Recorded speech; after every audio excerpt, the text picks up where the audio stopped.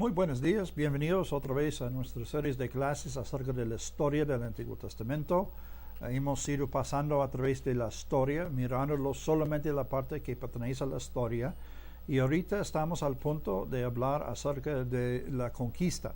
Eso básicamente es del libro de Josué, cuando el pueblo de Israel entró en la tierra prometida, cruzando el río Jordán, y conquistaron el pueblo que existió allá, básicamente los cananitas, pero este fue de muchos pueblos, no solamente hay un tribu o un pueblo que se llaman los cananitas, sino varios grupos, varias naciones, podemos decir, que estuvieron en aquel lugar, que fueron pecadores, que no sirvieron a Dios, que estuvieron involucrados en varias formas de adoración falsa y cosas malas también, además de solamente que adoraron dioses falsos, los adoraron en maneras malas. Entonces Dios ha juzgado a este pueblo y ha dicho que ellos tuvieron que morir, y que en este proceso de conquistar estaba haciendo dos cosas. Ellos estuvieron juzgando al pueblo que existieron allá, y a la vez el pueblo de Israel estaba conquistando el territorio para tener su país. Entonces eso es básicamente lo que está pasando en este libro. A la terminación del Pentateuco, del Torah, encontramos que Moisés se fue a las montañas y se murió allá en las montañas. Probablemente lo hizo así, muriendo afuera del pueblo de Israel por el propósito de asegurar que él no estuvo ahí, que el pueblo podía usar su tumba como un área de adoración, adorando a él, entrando en una forma de idolatría con Moisés. Básicamente porque no supieron dónde murió, solamente allá en las montañas. Y Josué fue uno de los 12 espías que fueron enviados a la tierra prometida por parte de Moisés. Uno de los dos que regresó con una buena testimonio de tierra, y él ha sido sirviendo Moisés como su siervo personal, viviendo allá en la tienda con Moisés y recibiendo preparación, recibiendo entrenamiento. Entonces eso es como entramos en esta época del tiempo de la conquista, ¿ok? Entonces en el libro de Números, capítulo 31, encontramos que la conquista empezó no en el lado oeste del río Jordán, sino al este del río Jordán. Ellos vinieron, el pueblo de Israel vino, y ellos hicieron una venganza en contra de los moabitas. ¿Por qué? Porque fueron los moabitas que estuvieron en contra de que Israel cruzó su territorio. Ellos son los que buscaban la ayuda de este profeta falso Balán para maldecirles, pero en vez de maldecirles, él profetizó cosas buenas a ellos, y entonces por eso había enemistad entre los moabitas y los israelitas. Entonces los israelitas conquistaron ellos primeramente. También conquistaron en este mismo lado del río la tierra de los amonitas. Entonces tenemos una área allá conquistado, y por tener eso, obviamente ellos iban a usarlo, y allá tenemos que los tribus de Rubén, de Gad y el medio tribu de Manasés quedaron allí. Ellos quisieron tener su territorio por este lado, ellos gustaban el terreno, y ellos decían, no, déjenos tener esto en vez de cruzar. Entonces hicieron un acuerdo, y básicamente el acuerdo fue que ellos podían dejar sus familias allá, pero los varones tuvieron que cruzar el río y ayudar a los otros tribus a conquistar el territorio ahí, el lado oeste, y luego podían regresar a sus familias. Entonces eso fue el acuerdo. Pues los otros tribus les ayudaron a conquistar este territorio, y ya ellos tuvieron que ayudar a los demás. Otra cosa que quiero mencionar aquí es que tenemos el tribu, dice el medio tribu de Manasés. El hijo, bueno, tenemos los 12 hijos, correcto, los 12 tribus son los 12 hijos de Israel, y de ellos tenemos José. José fue el primer ministro de Egipto. José no recibió una herencia entre sus hermanos, sino sus dos hijos lo recibieron. Manasés fue uno de ellos. Entonces Manasés fue un tribu grandote y por eso un parte de su territorio fue en un lado del río y otra parte en el otro lado del río. ¿Ok? Entonces, los tribus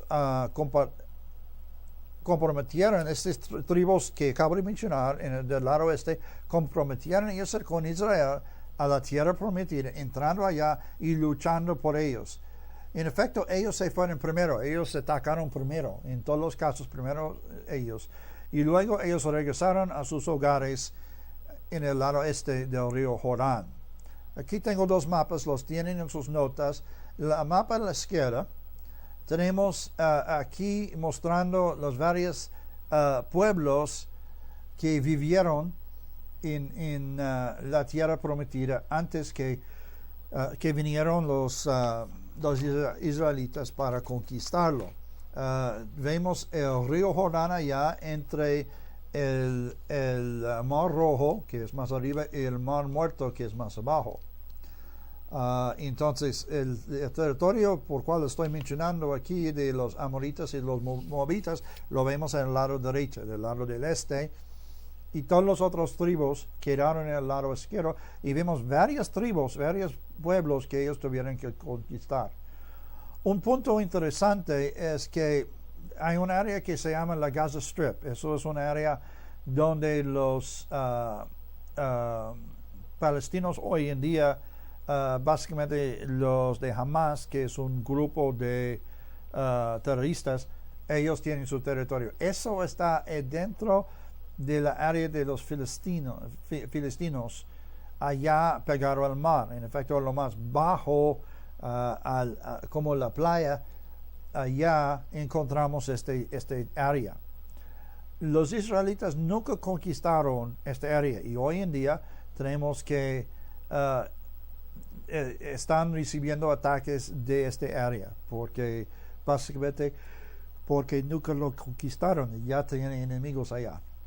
La mapa por el lado derecho es cómo dividieron el territorio después de la conquista.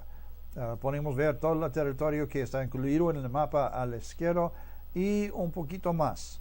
Entonces vemos allá que tenemos como más al sur, en la área de Judá y Simeón, allá un poco más al norte, donde está Manasés, en el lado derecho.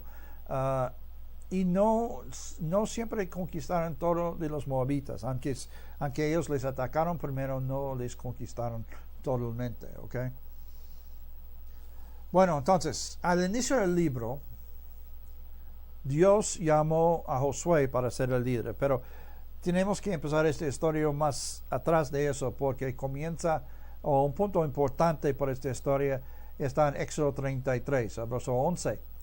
Dice que, y hablaba Josué a Moisés, cara a cara, como habla cualquiera a su compañero. Y él volvió al campamento, pero el joven Josué, hijo de Nun, su servidor, nunca se apartaba de en medio del tabernáculo. Entonces vemos muy bien allá que Josué estaba pegado con Moisés, y este fue parte de su entrenamiento. Viviendo ahí, a ver Moisés hablando con Dios, recibiendo de esta presencia, un entrenamiento muy especial, y probablemente nunca ha sido otro tan fuerte como lo que recibió Josué.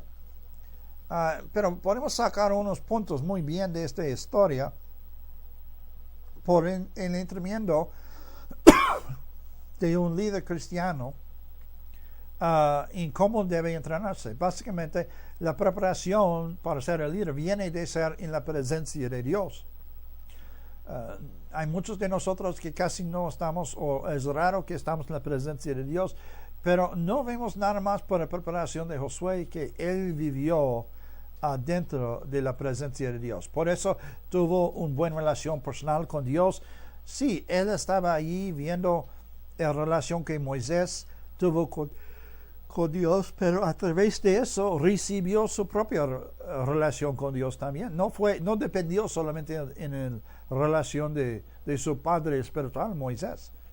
Pues hoy en día tenemos mucha gente que depende en la relación que el pastor tiene con Dios. No, necesita su propio.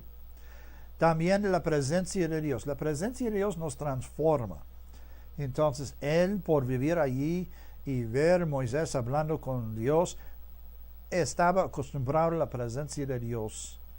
Y por eso, cuando entró en su ministerio, en su obra como líder del pueblo, él estaba acostumbrado a estar en la presencia de Dios, a hablar con Dios, a recibir de Dios, a recibir de su presencia. Todas las cosas espirituales que él necesitaba, aunque no fue un líder espiritual, sino como gubernamental. También tuvo un ejemplo piadoso, y eso son una cosa que faltamos mucho en nuestra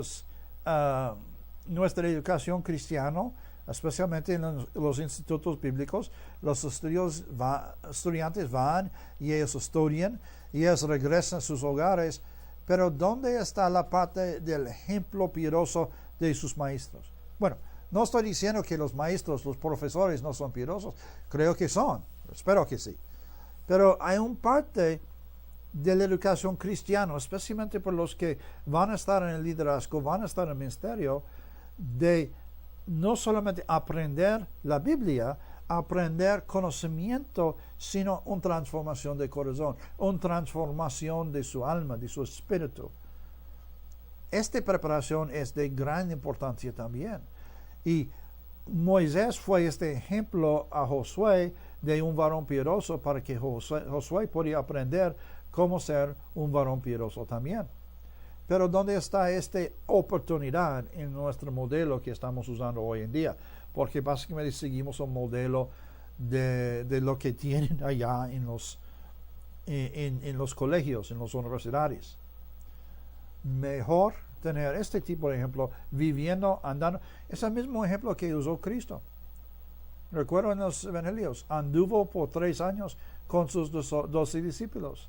Ellos viajaron con él, ellos comieron con él, ellos durmieron en la misma casa donde durmió Jesús, y por eso ellos aprendieron mucho más que solamente las lecciones de estudio bíblico. Ellos aprendieron de su vida. Yo creo que es algo muy importante y tristemente es algo que no lo incluimos en la mayoría de nuestra educación cristiana.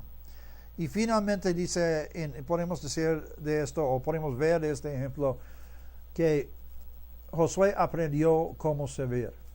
La palabra ministro literalmente quiere decir siervo. Entonces, si no podemos servir, no servimos por nada, ¿correcto?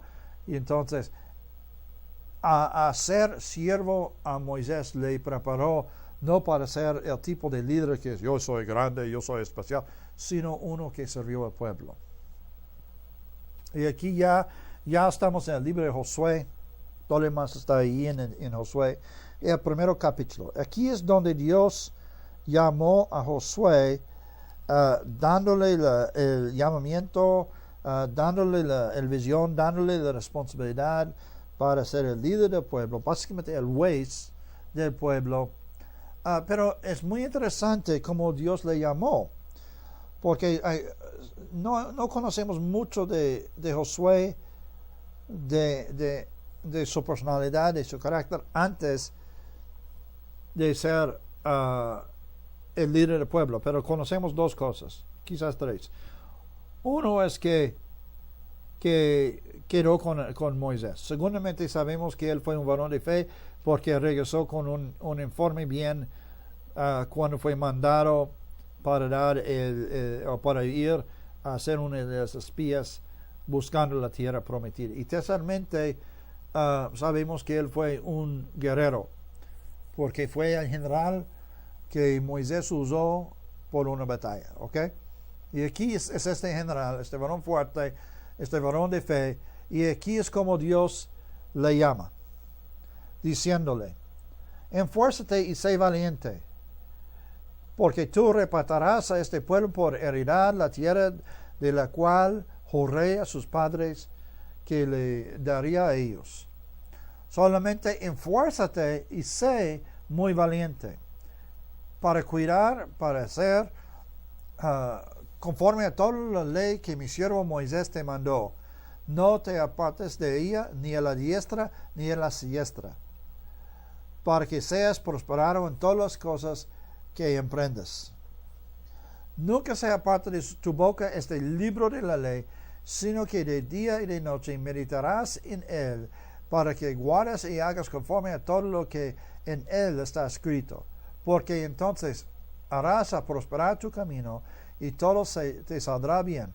Mira que te mando que te esfuerces y seas valiente. No temas ni desmayes, porque Jehová tu Dios estará contigo en donde quiera que vayas. Es unas frases muy interesantes aquí. La cosa que me impactó lo más aquí que es que se dice 3 veces: esfuérzate y seas valiente. Él es un varón valiente. Él ha mostrado que fue un varón valiente. Y Dios le está diciendo: esfuérzate y sé valiente. Pero, ¿por qué Dios tuvo que decir eso?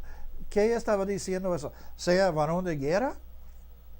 Pues por la verdad, no. Aunque es una frase que normalmente podemos conectar con el concepto. Pero mire esfuérzate y sé muy valiente para propósito. ¿Sí? La palabra para nos muestra propósito.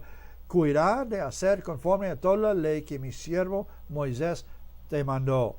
Entonces, sea valiente, esfuérzate y sé valiente para obedecer la ley, para hacer las cosas que Dios tiene escrito en la ley. Muy interesante eso, que Dios estaba enfocado más en su obediencia, en obedecer la ley, en vez de su calidad o lo que consideramos su calidad como general o como líder. Otra vez Dios dice: nunca se aparte de tu boca este libro de la ley, sino que de día y de noche meditarás en él, para que guardes y hagas conforme a todo lo que en él estaba escrito. Entonces Dios está diciendo: no solamente obedece esta ley, sino habla de esta ley, habla tú mismo de esta ley, repítalo, meditas sobre eso. ¿Qué quiere decir de meditar? ¿Qué quiere decir esto? Si estamos de los hindús o de la nueva era, el meditar es vaciar el cerebro para que cualquier cosa pueda entrar. Eso no es lo que estamos diciendo. Eso es su concepto de meditar. No, la palabra meditar en la Biblia es más como repetir algo a nosotros mismos, ¿ves? Como un científico loco de una película que está siempre andando, hablando a sí mismo. Eso es el concepto. ¿De qué debemos estar meditando? Se dice aquí el libro de la ley, o podemos decir la palabra de Dios, la Biblia. Meditamos en la palabra, repitiéndolo a nosotros mismos. ¿Sabe que muchas veces no recibimos las riquezas de las revelaciones que están en la palabra de Dios porque lo leemos nada más? Voy a leer el primer capítulo de Josué. Ya. ¿Qué dijo? Pues Dios llamó a Josué. Ok, ¿qué más? No sé.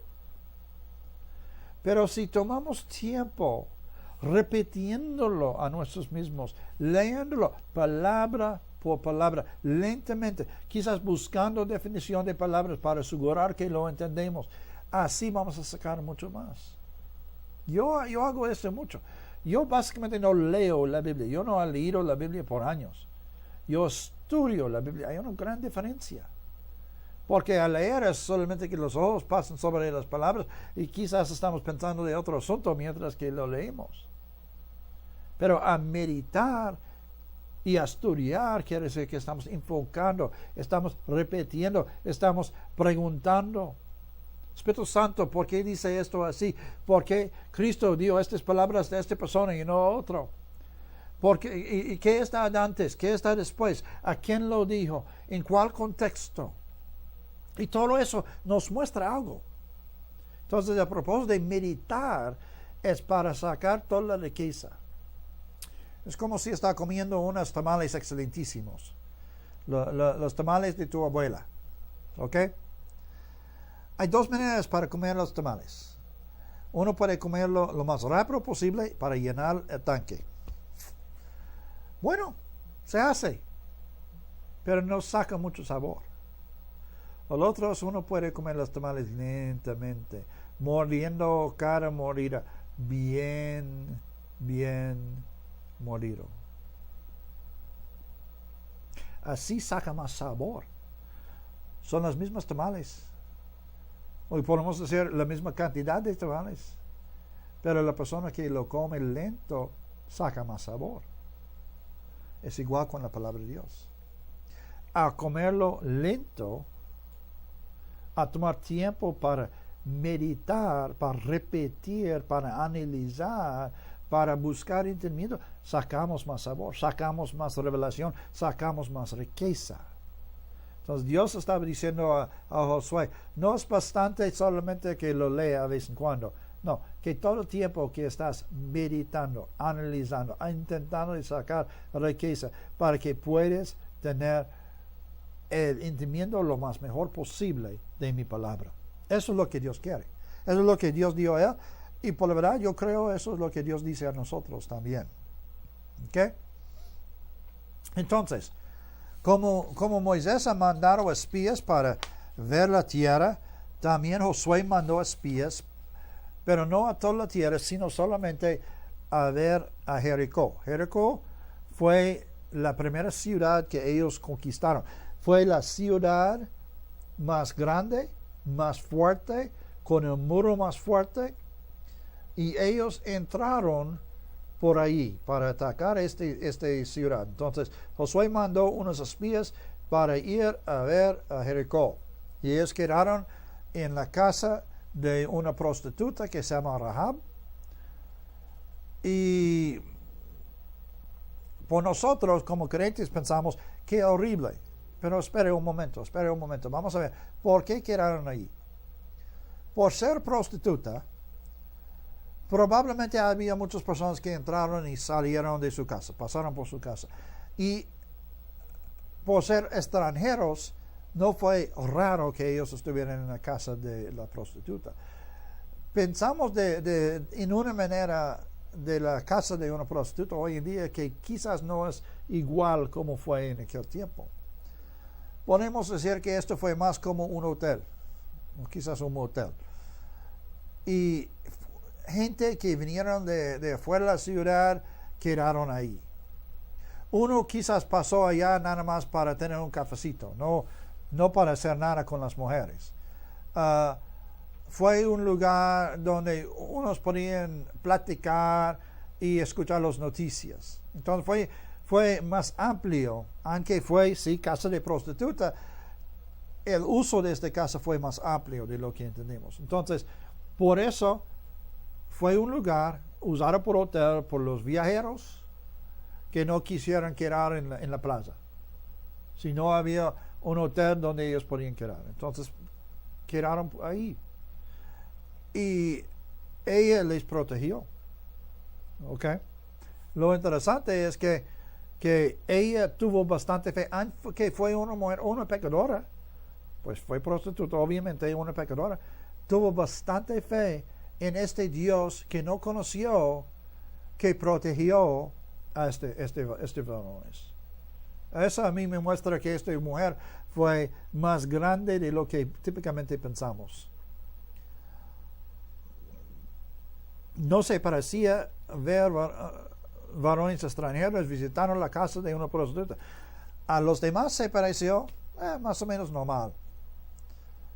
Y fue un lugar donde los varones podían juntarse. Entonces ellos quedaron allí. Ellos miraban la ciudad, probablemente platicaron con ella y quizás con las otras damas, las otras mujeres, para entender.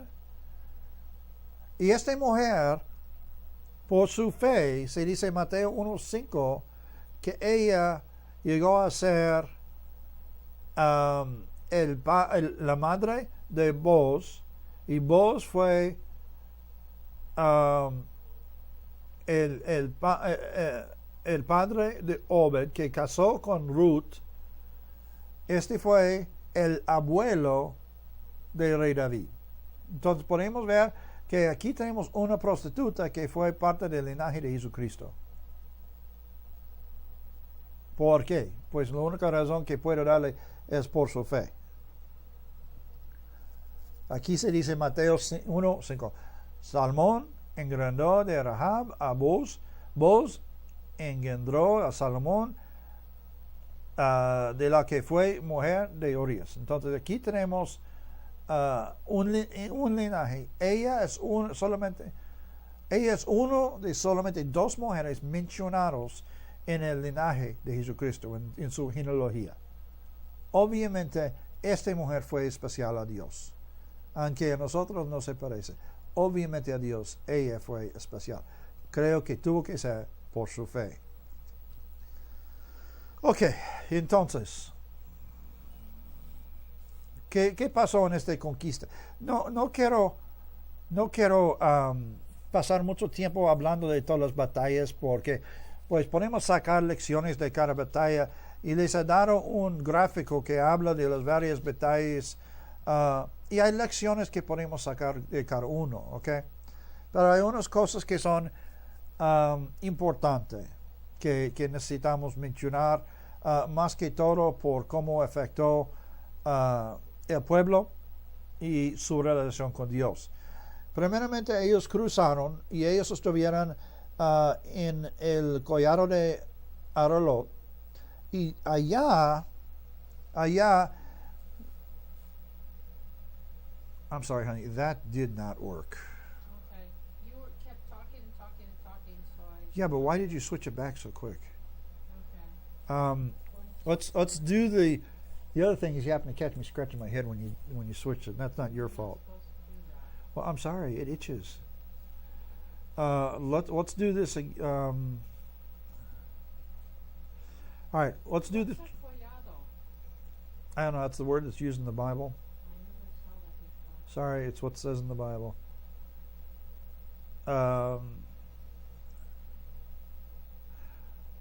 Okay, let me just back up. I'm going to start talking and go ahead and transition to the camera, okay? Okay, so wait, you're gonna start talking now? Yeah, after I start talking, transition to the camera. Let me start talking first, okay? Right now, like you are. No, The slide teaching, showing? talking, yes. Keep the slide there. Keep the slide. As soon as I start teaching, you can transition to the camera, Okay. okay? Okay.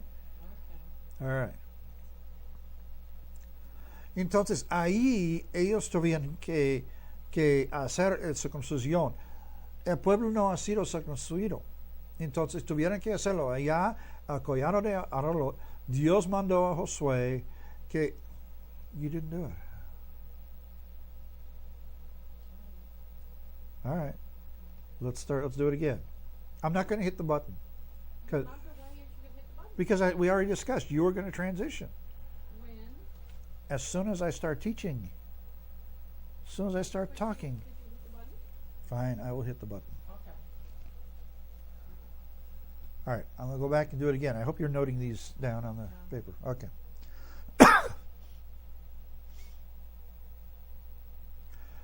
Ok, unos lugares importantes. Primeramente, ellos pararon al collado de Aralot. Eso es después de que cruzaron el río, y ellos se pararon allá para hacer la circuncisión. Por todo el tiempo que el pueblo ha sido en Egipto, se parece, y también el tiempo que estuvieron andando en el desierto, se parece como no practicaron la circuncisión, aunque Dios lo ha mandado. No sabemos exacto. La Biblia no se dice exacto, pero es claro que en aquel tiempo no fueron circuncidados los varones. Entonces, porque ese fue el símbolo de nuestro pacto con Dios, o el pacto de Israel con Dios, ellos tuvieron que parar por eso. Entonces se pararon, los varones fueron circuncidados, y ellos esperaron bastante tiempo para que se sanaron antes de irse a la batalla de Jericó. ¿Ok? Sabemos la historia. Anduvieron alrededor de la ciudad por 6 días. El séptimo día anduvieron 7 veces alrededor. Los sacerdotes tocaron las trompetas, los shofares, las trompetas, las cuernas de cabrito, de carnero, y se cayeron los muros. En inglés, en el capítulo 6, verso 20, dice que los los muros caeran plano. Unos enseñan, unos han dicho, quiere decir que se entraron en la tierra para que se fue plano. Quizás, pero podrían caerse en una manera que fue tantas piedras que la área fue plano y ellos podían andar. El punto es que ellos podían andar recto, ¿ok? Tenemos que tomar en cuenta que esta fue la ciudad más grande y más fuerte de Canaán.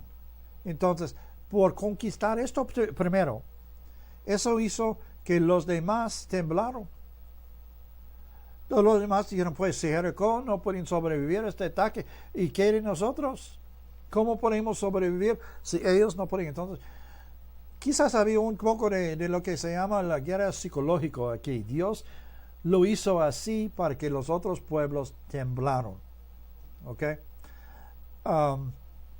Y Josué declaró una maldición en capítulo 6, verso 26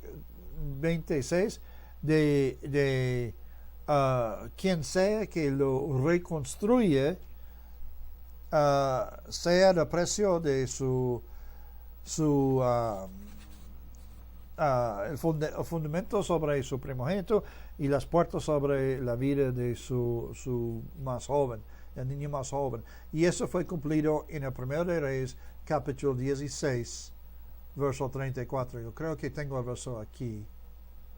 Eso es donde hizo la maldición. En aquel tiempo hizo Josué un juramento diciendo: maldito delante de Jehová el hombre que se levanta y reedifica esta ciudad de Jericó. Sobre su primogénito está hecho los cimientos de ella, y sobre su hijo menor asiento sus puertas. Entonces es un juramento muy, muy fuerte, una acción horrible. Y podemos ver en primero de Reyes, capítulo 16, 34, 550 años después, dice: en su tiempo, él de Betel reedificó a Jericó, a precio de la vida de Abraham, su primogénito, echó el cimiento, y a precio de la vida de Segub, su hijo menor, puso sus puertas, conforme a la palabra que Jehová había hablado por Josué, hijo de Nun. Ok, unas cosas aquí. Primeramente, la importancia de las palabras. Ok, a veces no somos muy cuidadosos de nuestras palabras. Hay palabras de bendición y hay palabras de maldición.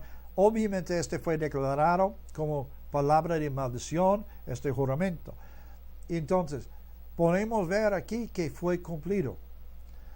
Pero dice aquí que Josué habló estas palabras porque Dios, Jehová, habló estas palabras a través de él. Tenemos que tomar en cuenta que a veces, cuando uno habla proféticamente, no suena como así dice el Señor, bla, bla, bla, bla. No, a veces es que ellos están diciendo algo y sale lo que Dios quiere. Eso es lo que pasó en este caso. Entonces, toda la profecía no suena como profecía, y todo lo que suena como profecía no es necesariamente profecía, ¿ok? Pero Dios cuida las palabras. Aquí tenemos un caso de eso. Josué ha declarado eso, obviamente motivado por el Espíritu Santo, y se pasó como él había dicho. Ok, aquí tenemos unas páginas de gráficos. Ustedes tienen estos gráficos en sus notas, y aquí se habla de varios eventos que pasaron durante la conquista, durante los años que estuvieron andando a través de la tierra prometida, lo que conocemos como Israel, conquistando. Hay varios casos en cuanto a lecciones específicas que podemos sacar, pero que no quiero tomar el tiempo para leer cada uno y hablar de cada uno, ¿ok? Hay cosas importantes. Hay casos en cuando perdieron la batalla porque no obedecieron a Dios. Hay casos en cuando Dios les movió en una manera específica. Y tenemos que solamente aceptar que vale la pena pasar el tiempo estudiándolo. No estoy diciendo que no vale, ¿ok? Solamente estoy diciendo porque no quiero tomar el tiempo en la clase para pasar por todo eso, ¿ok? Es importante y hay lecciones que puede predicar, hay lecciones que puede usar, que puede sacar de eso. En muchos casos solamente menciona la ciudad y que ellos lo conquistaron, ¿ok? Pero en otros casos la historia es más grande, como aquí tenemos primero en esta página la ciudad de Gabaón. Ellos tuvieron una batalla con 5 reyes y hay varias lecciones, hay varios puntos que podemos sacar de ello, ¿ok? Otros casos no se menciona mucho. Y por eso estoy brincando básicamente sobre esta parte. Aquí tengo un mapa y si mire, puede ver una línea roja. Y esta línea roja es el camino que tomaron. Básicamente, ellos no tocaron cada metro de tierra. Sus pies no caminaron sobre cada metro de este territorio. Ellos básicamente fueron arriba y abajo en medio del territorio donde había la mayoría de las ciudades. Como mencioné hace rato, no tocaron a la área allá, la playa, en el territorio de los filisteos, que ya es Gaza. Entonces no tocaron esta parte. Básicamente tocaron las ciudades principales que estuvieran en medio de este territorio y les conquistaron. ¿Ok? Entonces, todavía había necesidad más adelante, más batallas, más problemas. Está mencionado que rey Saúl tuvo varias batallas. Está mencionado que el rey David tuvo y los reyes después tuvieron también. Pero la conquista nunca fue completa. Nunca llegaron a la totalidad de la tierra que Dios prometió a Abraham. No lo hicieron durante el tiempo de la conquista, no lo hicieron durante el tiempo del rey Saúl y no lo hicieron al tiempo del rey David. Y el tiempo del rey David fue el tiempo de conquista más grande. Tuvieron lo más territorio, cubrieron lo más territorio. En tiempos más recientes, desde el renacimiento de Israel en 1948, ellos también han tenido que tener varias guerras. Ellos han conquistado. En efecto, la nación de Israel como renación no fue la totalidad del territorio que vemos aquí. Y aunque ellos han conquistado, como ellos conquistaron toda la península de Sinaí, nunca llegaron a todo el territorio que Dios ha prometido a Abraham. Básicamente Dios prometió a Abraham todo el territorio del río Nilo, que es en Egipto, hasta el río Eufrates. Y si recordamos, Ur de los Caldeos está por el río Eufrates. ¿Ok? Entonces tenemos un territorio grandote y nunca han conquistado todo este territorio. ¿Qué quiere decir eso? Quiere decir que tiene que conquistarlo. Mire, aquí en Génesis 15 y 18. En aquel día hizo Jehová un pacto con Abraham, diciendo: a tu descendencia daré esta tierra desde el río de Egipto, ese es el río Nilo, hasta el río grande, el río Eufrates. Entonces aquí es la promesa. Nunca ha tenido todo este territorio. Han tenido hasta el río Nilo, pero regresaron al territorio a Egipto por paz, por un pacto de paz. Pero nunca llegaron al río Eufrates. Entonces todavía tiene que conquistar, probablemente en los últimos días, este territorio.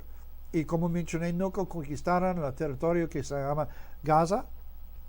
Y eso es porque tiene tantos problemas con ellos. Y en una manera, espiritualmente, podemos decir que Hamas, el grupo de terroristas Hamas, son los descendientes espirituales de los filisteos de este territorio. En el capítulo 12 hay una lista de todos los varios reyes que ellos conquistaron durante este tiempo. No nos da exactamente dónde estuvieron todos ellos, solamente se menciona sus nombres. Y en el capítulo 13 nos da un anuncio, un resumen de la tierra que no conquistaron. Entonces, aunque terminaron la obra de conquistar, no terminaron. Entonces, eso fue cumplido más en el tiempo de rey Saúl y luego rey David, llegando a terminar esta obra de la conquista. ¿Ok? Aquí vemos la mapa. Eso solamente para que tenemos la idea de qué tantos territorios Dios ha prometido a ellos. Más bajo y a la izquierda ya tengo un círculo en rojo alrededor del río Nilo. Y allá más en el centro tengo un círculo en rojo alrededor del río Eufrates. Todo este territorio entre los dos fue parte de la promesa que Dios ha hecho a Abraham.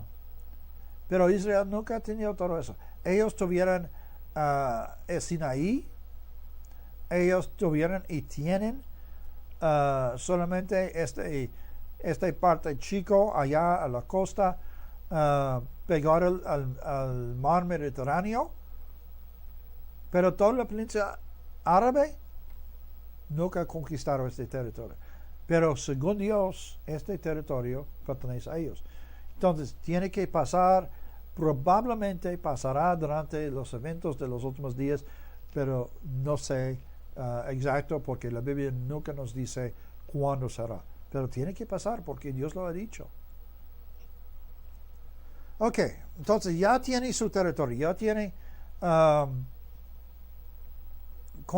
básicamente conquistado lo que es la tierra prometida, aunque no cumplieran todo, aunque tenemos la lista de áreas que ellos no conquistaron.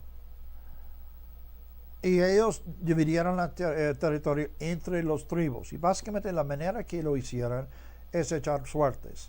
Esa fue una manera usada en el Antiguo Testamento varias veces por el propósito de discernir la voluntad de Dios. Y le usaron así en este caso. Y tenemos la mapa, y ustedes tienen este mapa también, pero en blanco y negro, que se muestra dónde están los 12 tribus y el territorio que ellos tienen.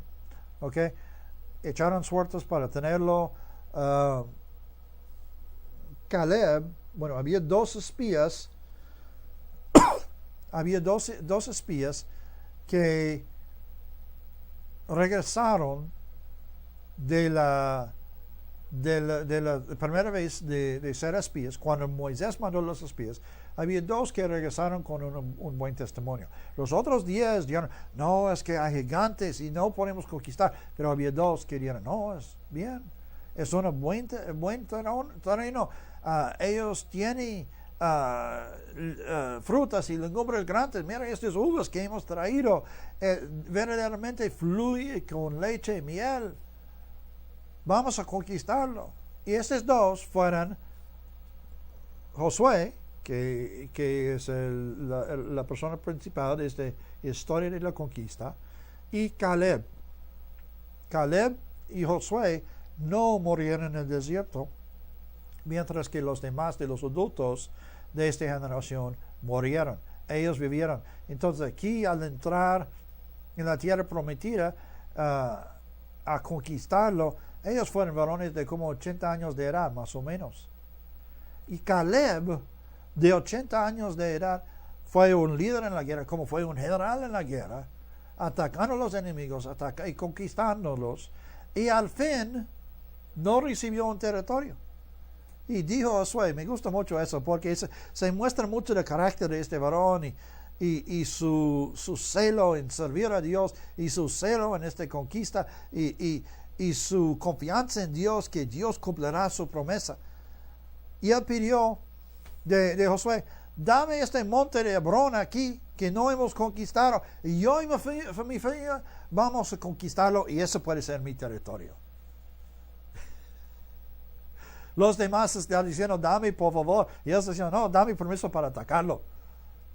Entonces, aunque no ha sido conquistado todavía, él lo recibió y él lo conquistó. Más que 80 años de edad, y aquí está atacando a los enemigos, y aquí está conquistando y recibiendo su promesa.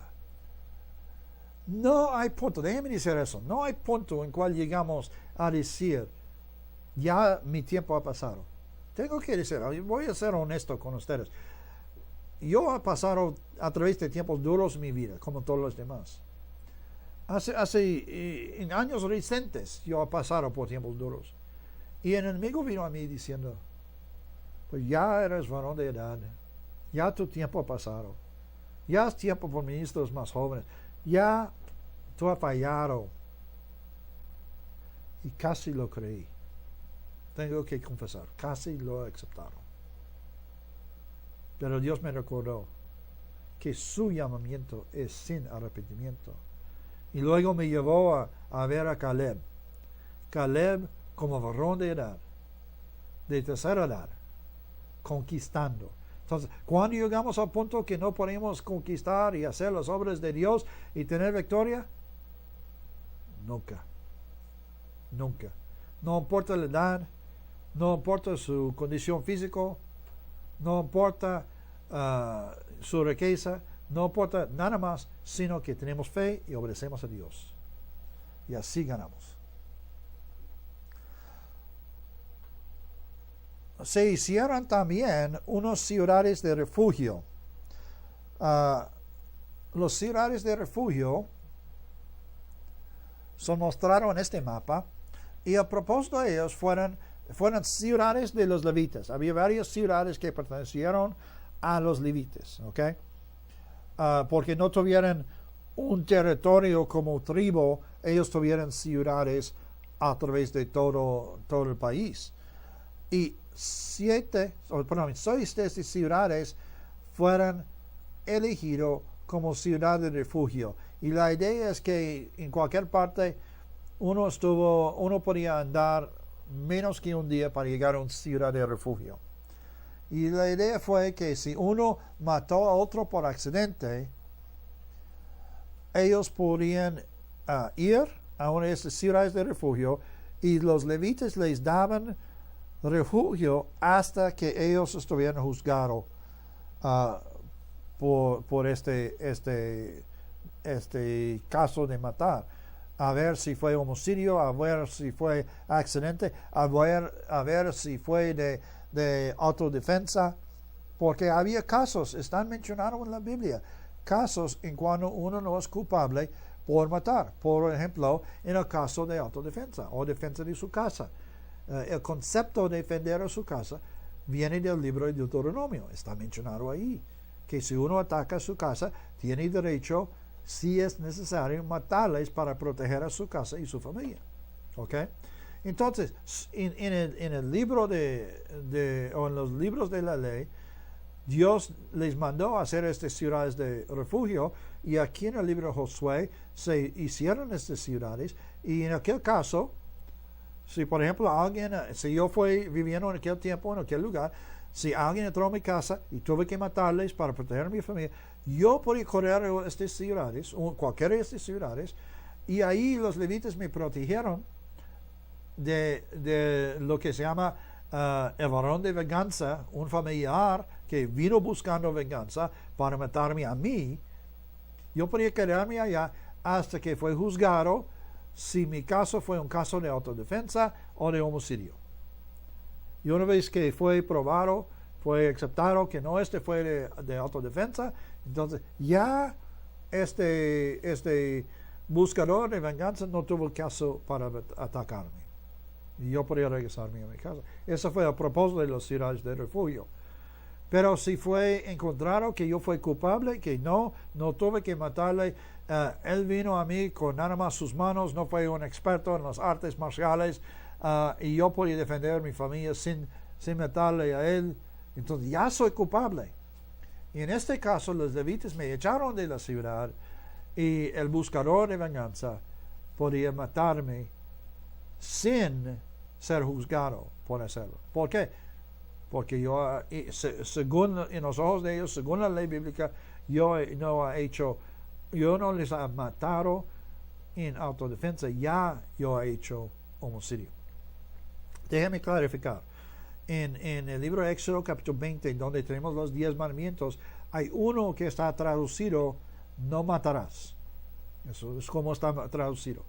La palabra por matar ahí es la palabra que traduce más correctamente homicidio.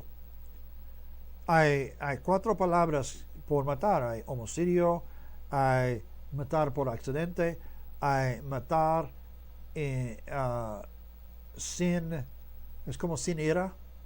Sí le ha matado, pero tuve que hacerlo. Y hay matar en la guerra. ¿Ok? 4 términos diferentes.